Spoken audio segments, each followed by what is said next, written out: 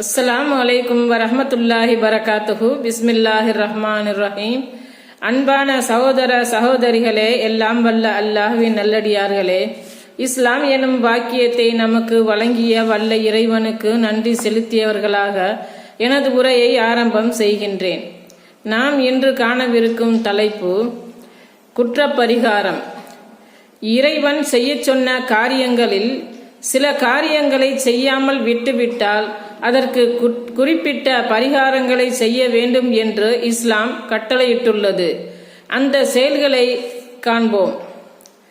தொழுகை குறித்த நேரத்தில் தவறவிட்டவரின் பரிகாரம். ஒரு தொழுகையை அதன் நேரத்தில் நிறைவேற்றாமல் ஒருவர் ஒரு தொழுகையை மறந்து விட்டாலோ, அத்தொழுகையை அந்த நேரத்தில் தூங்கிவிட்டாலோ, அதை பற்றி நினைவு வரும்போது அதை தொழ வேண்டும். அந்த தொழுகை